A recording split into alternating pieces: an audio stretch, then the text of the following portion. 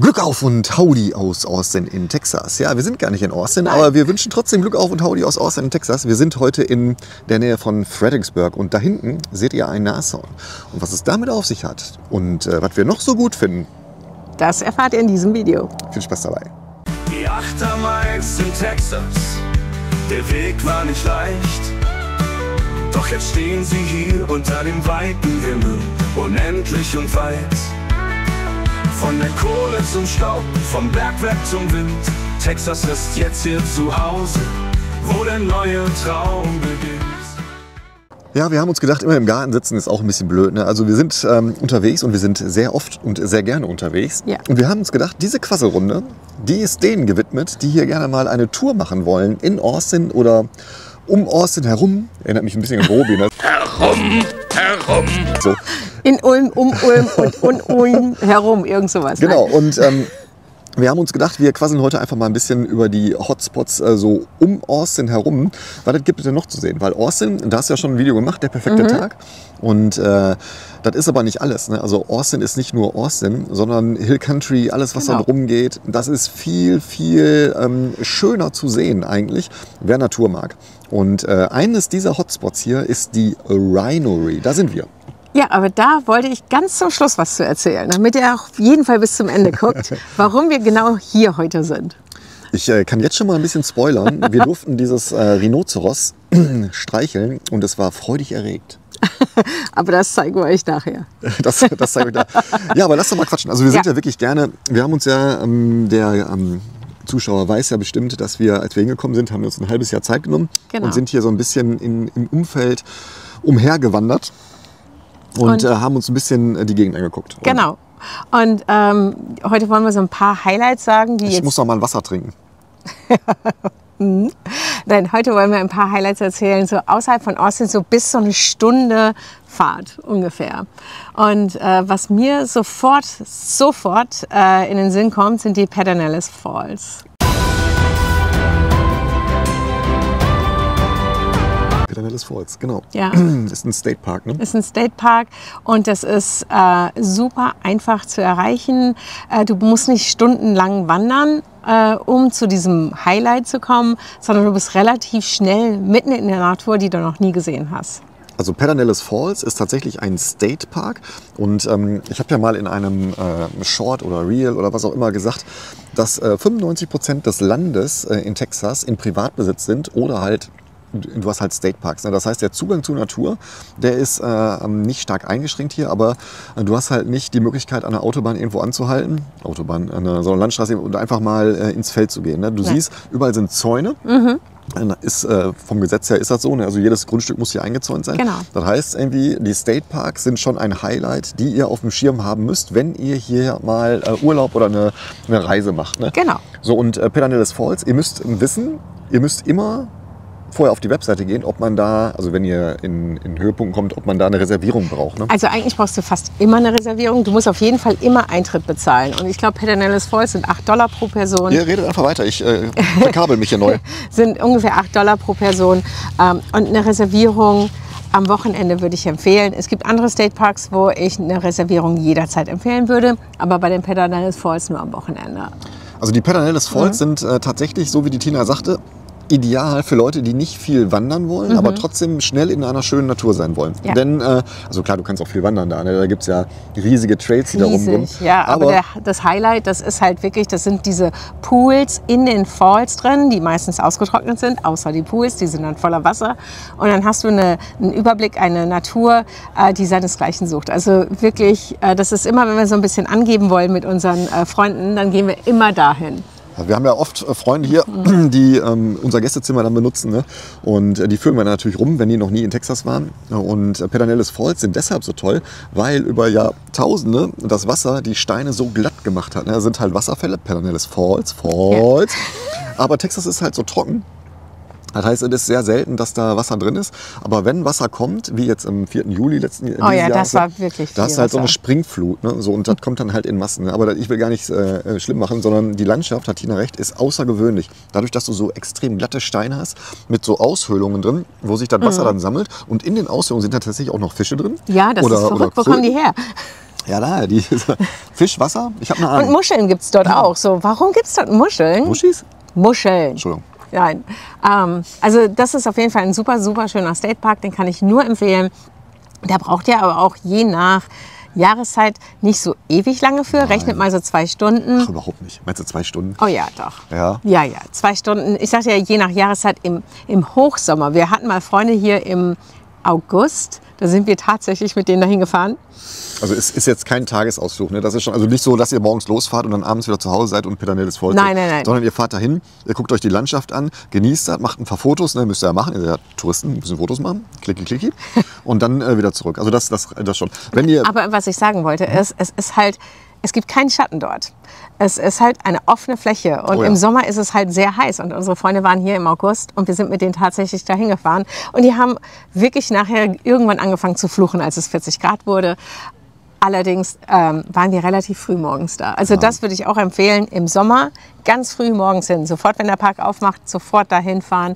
Sensationell, wunderschön. Aber wenn wir von ganz, ganz früh morgens und in die Richtung sprechen, der nächste Statepark, den ich auf jeden Fall empfehlen würde,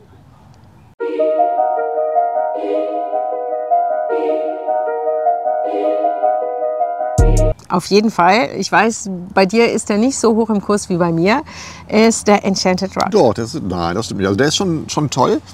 Ich war jetzt mal da.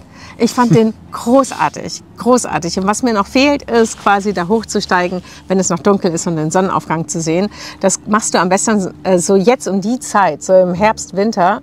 Weil es so heiß ist, ne? Erstens ist es nicht so heiß, weil es ist so anstrengend, diesen Berg hochzugehen. Es geht wirklich nur so. Es ist wie so ein kleiner Ayers Rock in Texas, in Pink.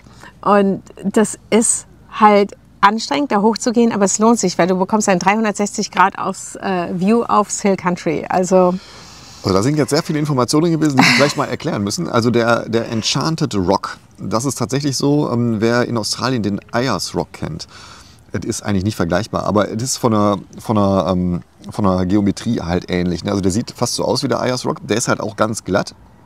Ist halt auch über Jahrtausende durchs Wasser abgeschliffen worden. Ne?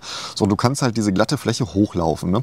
Und wenn du oben angekommen bist auf diesem Enchanted Rock, dann hast du halt einen 360 Grad Rundumblick ums Hill Country. Du siehst also die endlose Weite Texas. Und das ist wirklich, wirklich sehenswert. Da hat die Tina schon recht. Ne? Aber auch das ist kein Tagesausflug.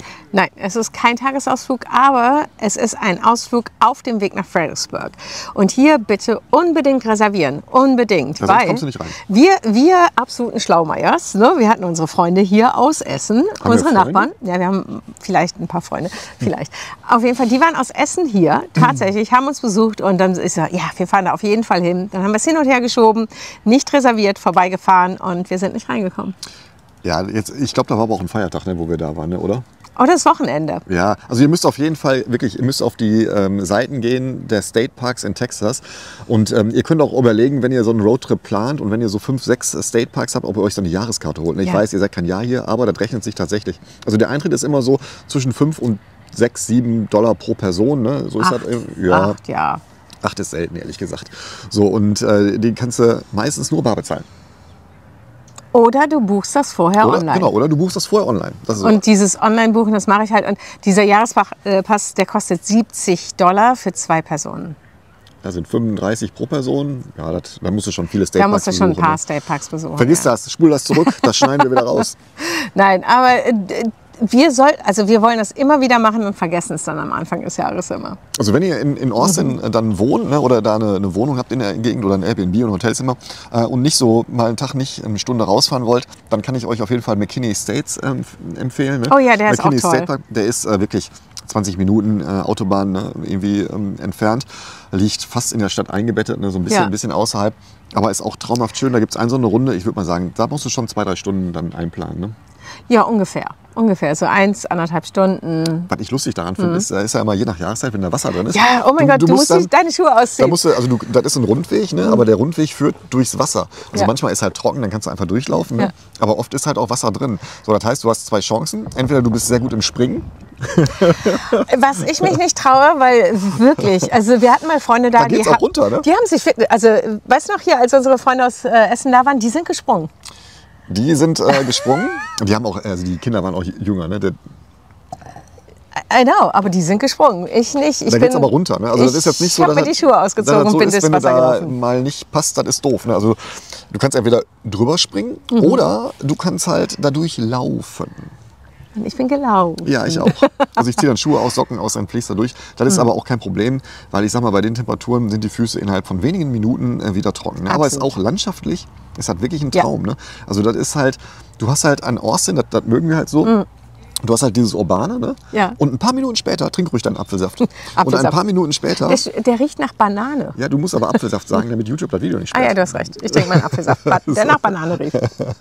So, du hast aber die Möglichkeit, innerhalb von wenigen Minuten auch in eine unfassbare Natur zu gehen. Ne? Und das ist halt das, was Texas auch ausmacht. Ne? So, und wo wir schon mal da sind, also wir sind ungefähr, weiß nicht, 10 Minuten von Fredericksburg hier, oder? Genau.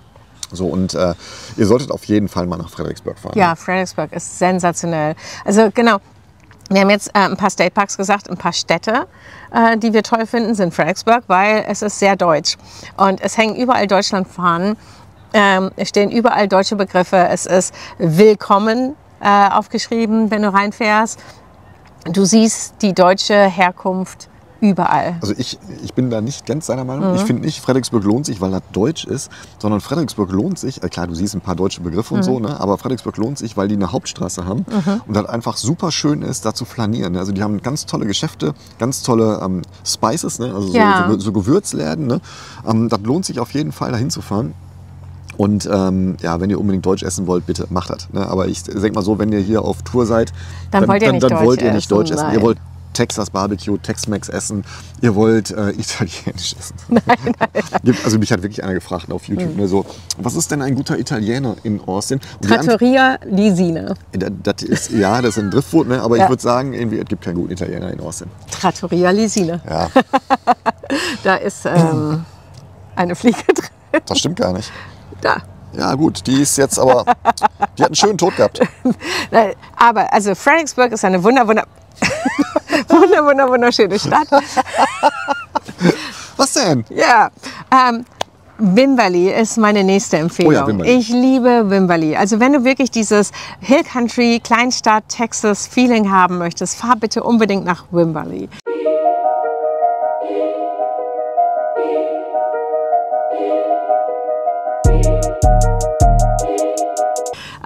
Super romantisch, süß, am Wasser gelegen. Da gibt es auch tolle Restaurants, die direkt am Wasser sind. Jetzt, weißt du, der Zuschauer denkt jetzt am Wasser gelegen, an so einem Riesenfluss. Ne? Nein. Also ich komme aus Essen, ne? Und in Essen würde man sagen, das ist eine Göttelbeck. Na komm, das hat schon so... Es ist super süß. Es ist super süß. Ja, okay, es ist ein Flüsslein, ein Bächlein, ein Creek. Hat was von Fliege. Na. Nein, auf jeden Fall Wimberley kann ich total empfehlen. Genauso wie, was ist noch ein kleines Städtchen, was du gerne empfiehlst? Georgetown. Wir waren letztens in Georgetown. Georgetown ist auch nett, da habt ihr das Video ja schon gesehen. Ne? Was auch noch nett ist, ist Grüne. Also G-R-U-E-N-E, Grüne, hat auch deutschen Ursprung, wie vieles in Texas. Ne? Also viele Einwanderer hier in Texas sind halt Deutsche gewesen.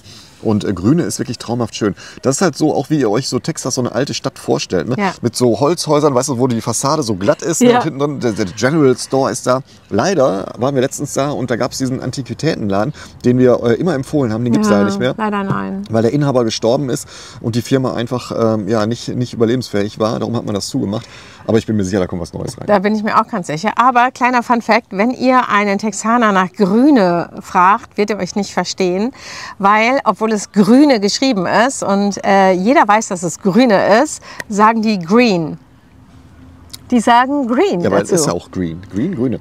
Das macht Sinn. Ja, es macht schon Sinn, aber du fragst halt immer nach Green. Wer ist Green? So, what do you recommend in Green?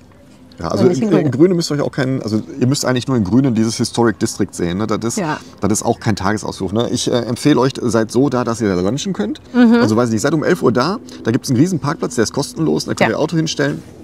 Dann könnt ihr ein bisschen durch Grüne laufen. Also die haben so ein paar nette Boutiquen da, so ein paar wirklich so Schildermacher, so Blechverarbeiter. Ne? Irgendwie so einen Spielzeugladen hatten sie da, einen alten. Ne? Also wirklich ganz toll. Und dann geht ihr irgendwie Mittagessen da. Und da gibt es auch ganz viele Möglichkeiten. Wir waren jetzt letztes Mal in diesem Gries, ne? Also in so einem alten Haus. Gristmill. Gristmill, genau. Gristmill. So einer alten Mühle drin. Das ist halt touristisch. Ich sage euch, wie es ist, aber ihr seid Touristen, also geht dahin. Das ist wirklich lecker. Du hast halt einen Blick auf den River, auf den San Blanco River. Blanco Guadalupe. Guadalupe? Guadalupe ist er. Ja. Und wenn du genau hinguckst, siehst du den River auch. Also Du wenn musst du aber ganz sehr genau, sehr genau hingucken. Ja. Aber es ist super schön. Also wirklich, aber es ist halt eine bessere Pommesbude. Ja. Also was man auch noch machen kann, ist, was wir gerne machen, ist, von uns aus ist San Marcos nicht so weit. Ne? Ja. Und San Marcos, also nicht die Outlets. Ich meine, klar, ihr seid Touristen, ihr geht in die Outlets, alles ist gut. Ne? Das ist Roermond mal 4, so von der Größe her. Ne?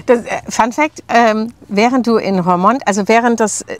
Oder die Outlets, die wir in Deutschland kennen, ist halt das Outlet in der Mitte und die Parkplätze drumherum. Da ist es genau andersrum. Die Parkplätze sind in der Mitte und das Outlet ist drumherum, weil du fährst nämlich einkaufen. Es ist so heiß. Ja, doch. Also ich habe das schon ein paar Mal gemacht, auch mit den Kindern. Weil es ist so heiß, dass du gar nicht die Runde laufen kannst. Das heißt, du gehst in deine 3 Shops, dann gehst ins Auto, fährst zum nächsten, dann wieder deine 3, 4 Shops zum Auto und fährst zum nächsten. Es ist einfach viel, viel zu heiß, um dort die große Runde zu laufen. Ja, wenn ihr im Hochsommer da seid, stimmt das. Ne? Das ist schon wirklich anstrengend. Ne? Aber es ist halt alles draußen. Ne? Also so eine Indoor-Mall, wie wir das vielleicht aus Deutschland kennen, ne? Wüsste ich nur eine in Austin, die es auch nur geht so gut. Ne? Also die meisten Malls sind tatsächlich draußen, des Wetters geschuldet, ne? Aber das ist halt wirklich anstrengend. Ne? So, aber ich will gar nicht auf die Malls eingehen, weil das ist, shoppen könnt ihr immer. Aber wenn ihr in San Marcos seid, die Innenstadt da, San Marcos ist eine Studentenstadt. Ja. So, da ist die Texas State University und weil das eine Studentenstadt ist auch die Innenstadt, also die ist jetzt überschaubar, ne? Da brauchst du auch keinen Tag für. Ne? Aber die haben halt so schöne Restaurants und Bars da. Ne? Ja. Und da kann man wirklich auch mal versacken und das Leben genießen. Ne? Und das Gute ist, es sind Studentenpreise. Oh ja.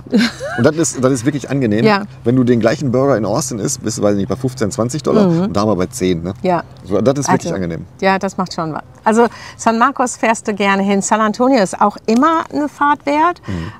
Selbst wenn du aus Austin kommst und da deine Base aufgestellt hast, fährst du nach San Antonio. Du hast den Riverwalk, du hast den Pearl District, den ich wirklich sehr empfehle. Die meisten vergessen diesen Pearl District, aber das ist mein persönliches Mega-Highlight dort. Und du hast diese auch Outdoor Mall, La Cantera. La Cantera. Ja, die ist super schön. Direkt an der UTSA, also direkt an der University of San Antonio, hast du so eine Outdoor Mall, also so ein Einkaufszentrum draußen. Ne? Und das ist halt, also wer San Antonio kennt oder wer es nicht kennt, dem erkläre ich das jetzt. San Antonio ist 3-mal größer als Austin und ist halt sehr mexikanisch geprägt. Ne? Also die haben eine sehr starke mexikanische Heritage da. Es gibt eine sehr große mexikanische Community in San Antonio und das prägt auch das Stadtbild. Ne? Und das prägt auch diese Mall. Das heißt, wenn du da bist in diesem Einkaufszentrum, dann hast du das Gefühl, du gehst irgendwo in Mexiko einkaufen, weil überall Palmen sind, du hast überall so ein bisschen Musik. Ne? Das ist einfach, also die Geschäfte sind die gleichen wie überall auch. Ne? Da machen wir uns nichts vor. Ne? Aber es macht halt Spaß. Und du setzt dich dann in irgendein Café nach draußen und genießt einfach das People-Watching und das macht schon richtig. Leute gucken ist immer geil. Also Ja. das geht ja immer. Wo waren wir letztes Mal in dem State Park noch? Irgendwas mit L? Ein State Park mit L? Ja, wo wir... Lockhart. Lockhart. Ja, Lockhart. Lockhart ist auch, was war das, 30 Minuten, 35 Minuten? Von Ja, uns, ne? genau, so im Süden, im Westen, Südwesten. Genau, und das ist die einzige Strecke, wo ihr in den Genuss kommen könntet, auch mal 85 Meilen zu fahren, also mal richtig so knattern, wie die Amerikaner sagen. Aber das ist halt auch sehr schön. Der State Park da ist sehr nett gelegen. Also wenn ihr Kinder habt, könnt ihr die mitnehmen. Da gibt es überall Spielmöglichkeiten, was die da haben. Und danach schön zum Barbecue in die City, weil Lockhart ist wirklich die Capital of Barbecue. Ne? Ja. Da gibt es sogar so einen Sterne, so ein Michelin-Star-Barbecue. Ne? Gibt es in Lockhart? Ja, die hatten ja zu, ne? Nicht ja, das stimmt. Lockhart. Und ja, das ist auch, das Prinzip ist immer gleich. Ne? In der Mitte hast du ein Rathaus, das sieht super aus. Ja, so und dann schön. hast du so ein Viereck drumherum, Ja. ne? Und da kannst du Geschäfte gucken, essen, trinken, das ist auch da. Weihnachten. Übrigens, wenn ihr so im Winter hier seid, fahrt bitte nach Johnson City. Aus mehreren Gründen. Erstens, die Lichter dort sind sensationell. Ich habe noch nie solche schönen Lichter gesehen wie in Johnson City bei dem unserem Elektrizitätswerk. Also da ist die PEC, die Pedernales Electronic Corporation. Das ist das sind wie die Stadtwerke. Ne? Ja, wie die Stadtwerke. Wie die Stadtwerke und die versorgen halt die Gegend hier mit Elektrizität und die beleuchten halt ihren ganzen Konzernsitz Das ist jetzt nicht wie RWE oder E.ON, ne? Das ist ein ganz kleines, süßes Südstaatenhaus, ne? Da ist dann der Sitz drin und die haben halt viele Bäume drumherum und die sind halt eingewickelt mit Lichtern. Ne? Oh, das ist so wunderschön. Also eine absolute Empfehlung, wenn ihr um die Zeit hier seid, fahrt dahin, macht ein paar schöne Fotos, so schön. Und dann geht ihr bitte nach Johnson City rein, weil dort ist auch dieses City Hall, dieses Rathaus in der Mitte, so schön beleuchtet. Überall ist Kitsch mit Kutschen und hier eine Ausstellung und hier Lichter. Und, was ich cool finde, ist, es gibt einen so einen, ist ein New American Cuisine, ne? Also frittiert das, ne? Ist das ja, ne? Also wenn ihr irgendwo New American Cuisine lest, ne, dann wisst ihr, das ist Burger, Pommes, ne? Und irgendwas frittiertes. Aber der Laden ist in dem alten Jail, also in dem alten Gefängnis von Johnson City drin. So ein altes Steinhäuschen, ne? Das ist einfach auch cool. Das ist kultig. Das auf jeden Fall. Und wir waren aber letztens, also bei diesem Hauptrestaurant musst du halt ewig warten, gerade zu Weihnachten oder in der Zeit musst du ewig warten. Und dann sind wir ein bisschen weiter weg hingelaufen.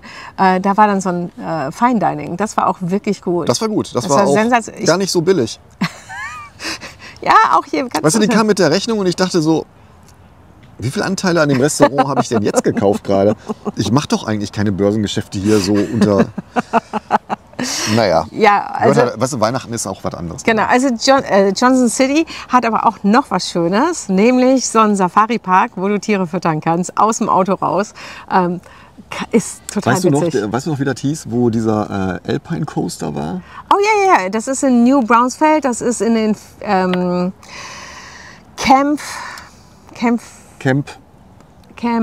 Campfino? Ja. Campfino heißt das, Fimo ne? oder ja, genau, Campfino. So, das ist geil. Da gibt es so eine Sommerrodelbahn, ne? Wie ihr das aus Österreich oder der Schweiz, ich weiß nicht, ob es auch gibt, kennt. Ne? Und das ist schon cool gemacht. Also, weiß ich, hat $20 gekostet oder was? Ja.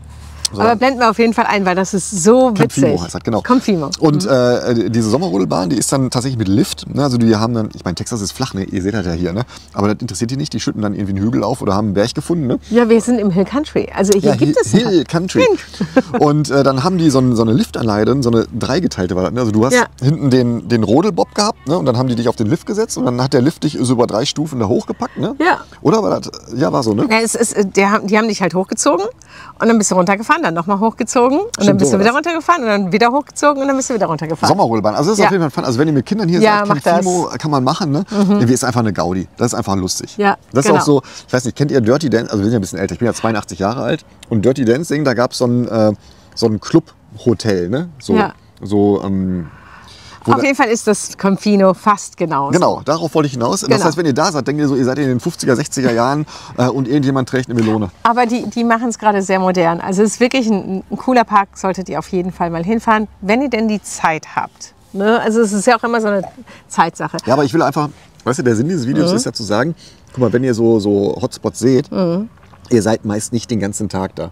Ja. Das heißt, wenn ihr so eine Rundreise plant durch Texas, dann guckt ihr euch das an und nach einer Stunde, 1,5 wechselt ihr den Spot wieder. Ne? Also das ist jetzt nicht so, also klar, wenn ihr natürlich große Wanderfreunde seid und da große Touren machen wollt und im September, Oktober hier seid und nicht in der Hitze des Sommers hier seid, na klar, dann kannst du den ganzen Tag da verbringen. Ne? Aber nutzt doch die Zeit, wenn ihr schon mal hier seid, begrenzt und nehmt mehrere Spots am Tag mit. Auf jeden Fall. Und wenn wir jetzt nach Fredericksburg fahren, ne, was ist da das Mega-Highlight? Auf der 290, so heißt die Straße dahin. Da sind wir gerade, oder? Genau, die ganzen Wineries. Oh. Hier gibt es so viele Wineries und die sind so toll. Und wir durften heute hier sein in der Winery bei dem Nashorn. Auch eine absolute Mega-Empfehlung für euch, wenn ihr wirklich mal was ganz, ganz, ganz Besonderes haben wollt. Und wir waren das letzte Mal vor 3 Jahren hier. Da haben die gerade aufgemacht. Da haben die gerade aufgemacht und da gab es halt nur Weine aus Südafrika, was ja auch total Sinn gemacht hat. Jetzt sind wir heute nach 3 Jahren wieder hier und die haben auf einmal Weine aus Texas. Und noch vor 3 Jahren hätten wir gesagt, ob Texas Weine kann. Und jetzt sagen wir so, ja. Ja, kann. Also wir haben gerade ja, also wir haben ja so eine Experience hier, ne? Die kostet irgendwie $190 pro Person. Ne? Da ist dann da drin exklusive Zeit mit dem Nashorn. Also die bringen das Nashorn dann da rein, dann kannst du das Nashorn streicheln und die erklären was zu dem Nashorn. 7 Jahre ist der Kollege übrigens alt, ich weiß gar nicht, der ist abgehauen. Ne? Ist abgehauen. 7 Jahre ist der Kollege alt, ne? Und mit 12 ist der zeugungsfähig. Ne? Und dann kommt hier so eine Nashornin. Und drei Freundinnen. Ja, dann hat er auf jeden Fall hier Sodom und Gomorra. Das will ich gar nicht erzählen. So, und dann, also in diesem Package ist dann halt drin dieses Nashorn-Experience und halt eine Weinprobe. Ne? Also du kriegst halt unendlich viele Weine hier. Es ist jetzt nicht so, dass halt irgendwie nur 1, 2 Weinchen sind, sondern der Sommelier war gerade da. Der hat uns erklärt, wie die in Texas Wein machen, warum die in Texas Wein machen, wie die in Texas Wein machen. Und wo die in Texas Wein machen. Genau, wo die in Texas Wein machen und warum das ähnlich ist wie teilweise in Frankreich oder teilweise in Südafrika aufgrund Klimawandel und Co. Ne? Ändern sich die Weine ja auch von der Struktur her. Super interessant. Ja. Ist pricey, ich sag euch das. Ne? Das ist also nichts Billiges. Das hat irgendwie $180 gekostet pro Person. Ne? Ja, irgendwie so. Und da sind dann aber alle Weine drin, ne? Und dann ist auch diese Experience da drin und Trinkgeld ist auch mit drin. Ne? Also wer das mag, dem kann ich das sicherlich empfehlen. Aber Tiere ist sowieso ein großes Thema. Ich kann nämlich noch empfehlen in Johnson City.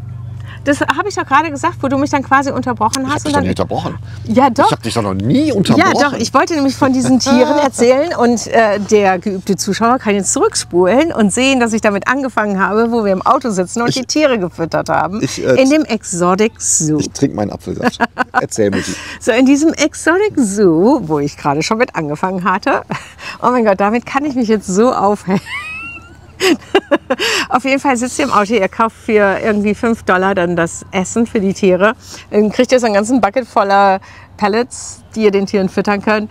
Und das ist so lustig, die kommen in euer Auto rein und Kamele haben wir. Wir haben Zebras und es sind jede Menge Deers, Hirsche, Elche. Was haben wir denn da noch alles? Bisons und was war denn das große Viech? Deine Schwiegermutter. Das ist deine Mutter. Ah.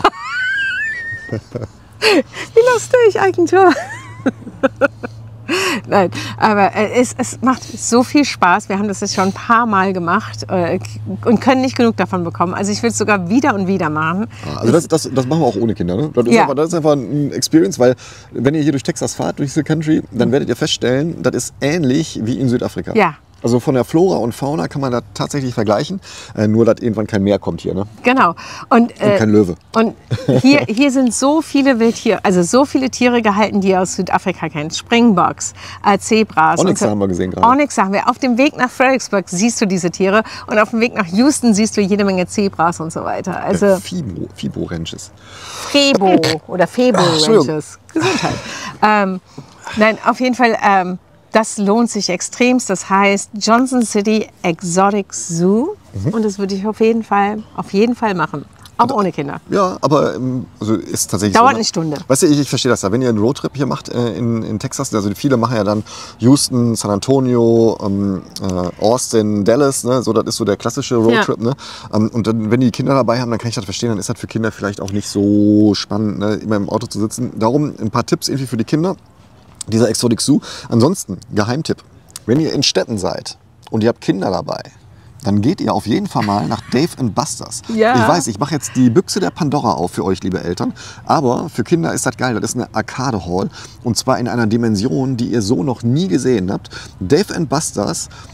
Ich blende auch nichts ein, ihr lasst euch einfach überraschen. Ihr müsst da, am Anfang müsst ihr so eine Chipkarte kaufen, ne? Und dann könnt ihr die aufladen, dann können die Kinder da spielen. Und das ist einfach, weißt ihr, ihr setzt euch an die Bar, habt Spaß und die Kinder kommen alle Jubeljahre mal vorbei, weil die einfach beschäftigt sind. Diese Box der Pandora hat übrigens damals, als wir in Philadelphia waren, hat mein alter Schulfreund, der hat gesagt, hör mal Tina, wart ihr schon bei Dave & Buster's mit den Kindern? Da waren die noch relativ jung. Und da habe ich gesagt, nee, was ist das denn? Ja. Dankeschön dafür. Seitdem sind meine Kinder. Ja, jetzt nicht mehr. Obwohl, komm, die gehen schon ganz gerne. Also wenn wir den das sponsern, das macht total Spaß. Das ist super witzig. Und für uns Erwachsene haben wir letztens irgendwann mal bei einer Trivia Night mitgemacht. Das war auch sehr witzig. Ja, also das sind auf jeden Fall Highlights, die außerhalb von Austin auch noch zu machen sind. Ne? Ich meine, wir könnten noch stundenlang davon erzählen. Vielleicht machen wir noch mal einen zweiten Teil mit irgendwie den Highlights Richtung Süden oder sowas, ne, was man machen kann. Vielleicht machen wir noch mal ein Video mit Tagesausflügen, die wir empfehlen. Ja. Also wir machen ja ein paar Tagesausflüge. Das ist einfach da. Windig hier. Ist aber da geschuldet, dass wir ab und zu mal Gäste kriegen, die noch nie hier waren. Ne?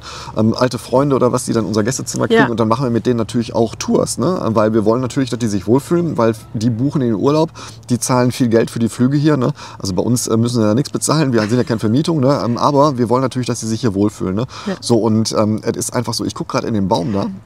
Das ist irgendwas Seltsames. Oh ja, das ist nur ein Vogel. Das ist nur ein Vogel. So, und ja, darum haben wir viele Tagesausflüge so in petto, die einfach auch cool sind zu machen mit Familie, ohne Familie, mit Kinder, ohne Kinder. Ne? Und da gibt es vielleicht nochmal einen zweiten Teil. Gerne. Sehr, sehr, sehr gerne. Und jetzt werden wir gleich nochmal zum Nashorn gehen.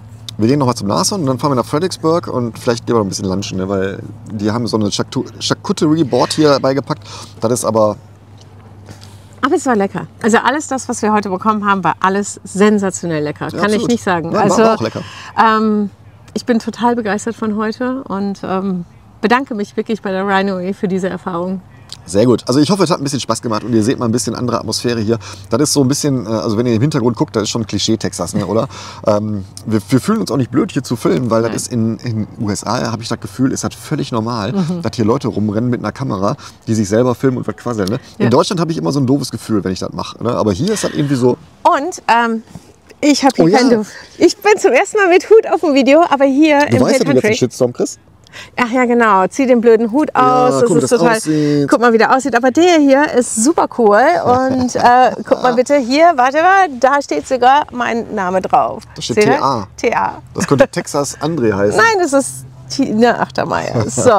Und im Hill Country, da ziehst du dich hübsch an. Ich habe ein Kleid an, ich habe Cowboy Boots an, ich habe meinen Hut an. Das macht halt einfach Spaß im Hill Country. Da bist du halt wirklich das Mädchen vom Land. Und Ja, das, also, alle sie sehen ist ja so nicht die aus. Einzige hier Nein, mit alle Cowboy-Hut. Ne? sehen Das so ist aus. alles, ihr müsst da keine Angst haben, wenn ihr sowas gerne tragt, ne? Und euch integriert fühlt oder als Gast fühlt. Ne? Zieht euch den Hut auf, seid cool hier, alles ist easy. Und ignoriert einfach, hier wird euch keiner blöd angucken. Das Nein, ist nicht wie in überhaupt Deutschland. Die, ganz im Gegenteil, die finden das cool, wenn ihr so rumlauft. Ja. Ne? Das ist einfach anders hier. Also seid wie ihr seid, bleibt wie ihr seid.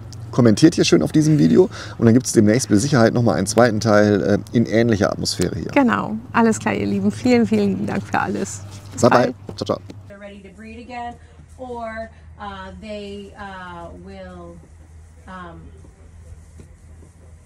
already want to give birth. So either they're ready to breed or they want to give birth already.